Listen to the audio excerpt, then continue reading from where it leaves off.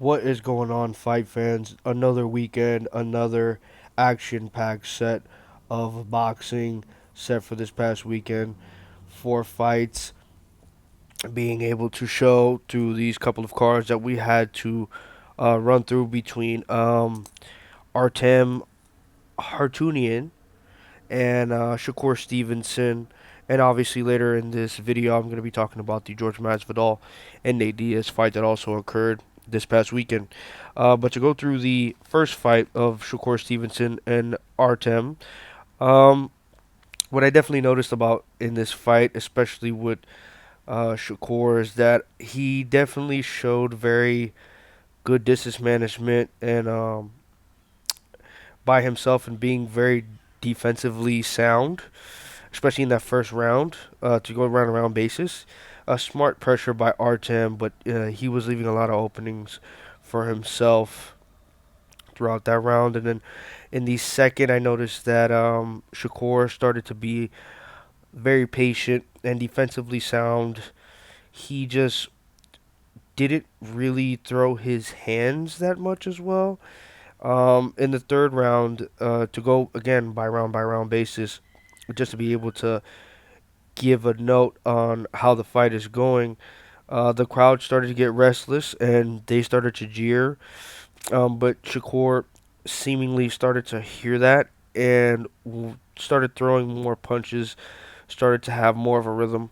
And I can be able to go through a round by round basis of what this fight was, but overall, it was a pretty much dominant showing and a dominant performance by Shakur Stevenson. He did his job. He did what he needed to be able to do to be able to win the fight and look good in winning the fight. But it it's not like it feels like something is missing. It just feels like Shakur is going to be a you either love him or hate him type of fighter. Unlike a Javante Tank Davis or maybe a Teofimo Lopez or Ryan Garcia. More along the lines, I find myself Shakur Stevenson aligning him with Devin Haney. Very talented, young, skilled, versatile boxer. Um, and it's very telling. I do think that he is more defensively sound than David Haney. Uh, but it just shows a lot of things that he's not gonna maybe garner as much notice or attention as many other boxers have shown. Kind of reminds me sort of Andre Ward.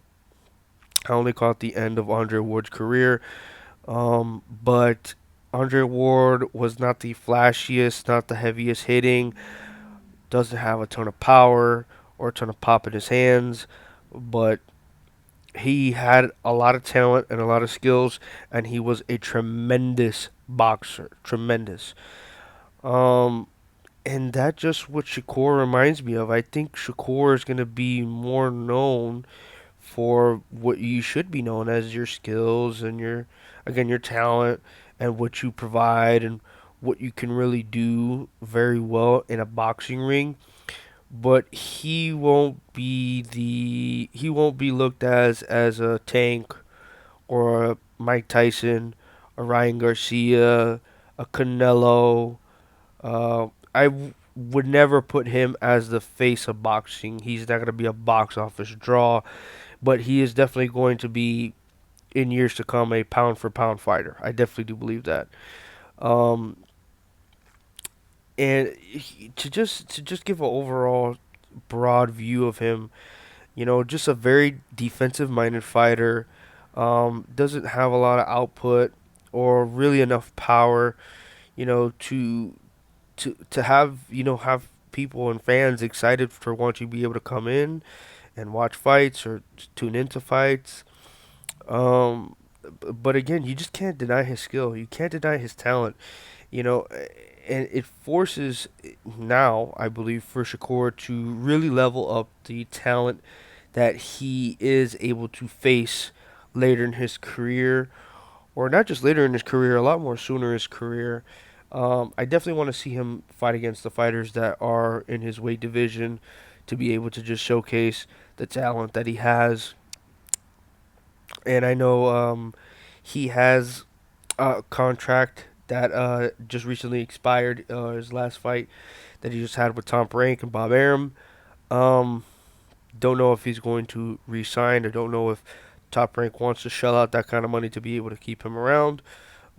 They did him a disservice by showing the crowd and how people were leaving, but then again, can you really discredit the crowd and them wanting to be excited, them wanting to see, a box office showing of a knockout or a dude getting hurt, and potentially getting stopped? And Shakur just doesn't have that mindset, in my opinion. He doesn't have that mindset to just put somebody away, do his job, and get the job done early. I think he is just going to be very, very defensive minded, just like a Floyd Mayweather esque or an Andre Ward. Very defense first.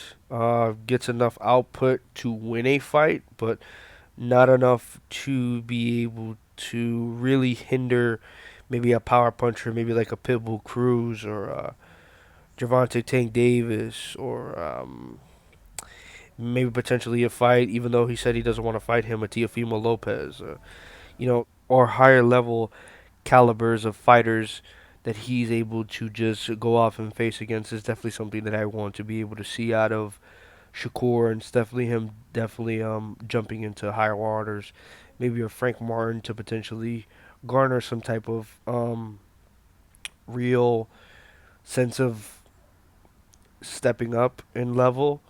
Um, Maybe a Pitbull Cruz, maybe a Rolly Romero, somebody else for Shakur, definitely.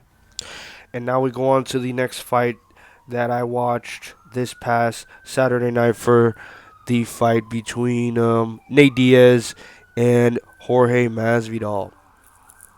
One thing I will say is that while watching this fight, um, I had a feeling and I had a belief that I thought that Jorge Masvidal was going to pull off this win. I believed he was the better of the two in terms of standing on the feet, whether it be MMA or boxing, regardless. Um, and while watching this fight, um, I noticed that again he did show up as a southpaw when he's usually an orthodox stance, to really mix up the showing for Nate Diaz and give him different looks, and also give himself different looks when he puts himself in the orthodox stance. Um, and Nate was doing what Nate usually does, and that's come forward with pressure, with pillow punches, arm punches, not really to hurt, just to throw out there for volume and to make himself look good. And Masvidal was just waiting on him and waiting on him to be able to counterpunch and get the openings that Nate leaves himself ridiculously open. And it's sad to say that Ned Diaz is fighting and he's boxing, because I think he's probably one of the worst boxers or celebrity boxers or MMA fighters that turn to box because of his output that he puts on, but no sting and no power on any type of shots that he has. It's unfortunate. Yes, I did believe Masvidal won the fight. I did think that he got robbed.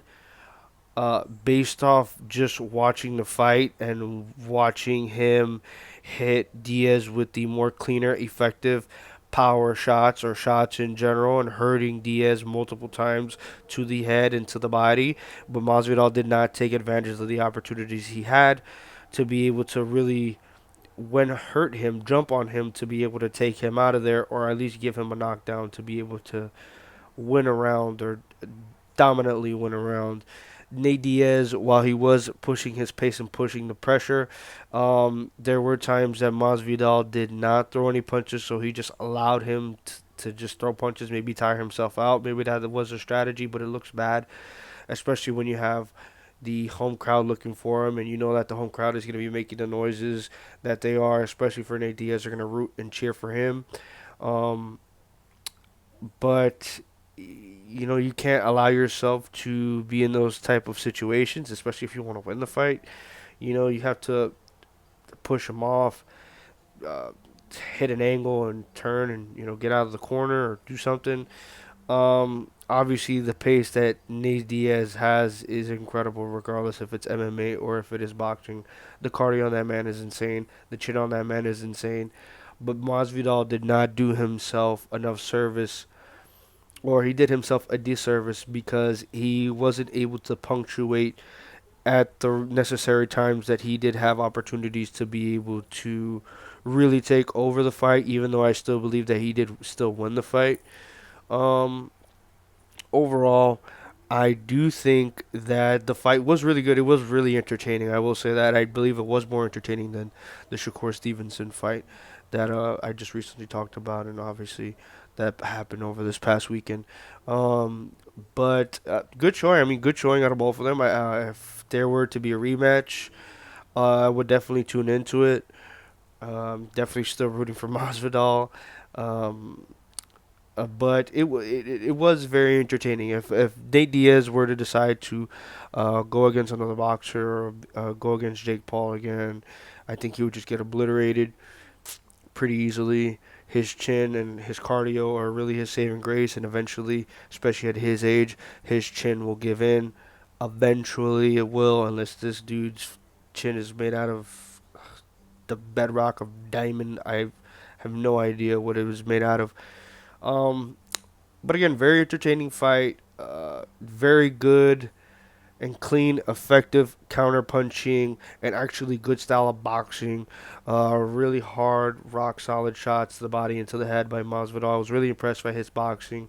I knew, or I had a feeling that he was going to win the fight just based off their styles, but I didn't know that he was going to effectively win that fight the way that he did, especially against Nate Diaz. Even though on the judges' scorecards he did lose. Thank you guys for watching this video. I greatly appreciate you guys for doing that. Like if you like. Comment any opinions, perspectives that you have on the Shakur Stevenson fight or any fights that you see for him in the future, and as well as the George Masvidal and Nate Diaz fight that also happened this weekend, or excuse me, last night. Um, and also subscribe. Please, please subscribe if you like this type of content. If you want more of this type of content, you wait every fight weekend, every fight Saturday to be able to get this type of content. Of course, I'm going to be able to push that out for you guys, regardless if I'm under the weather or not. And thank you guys, and peace.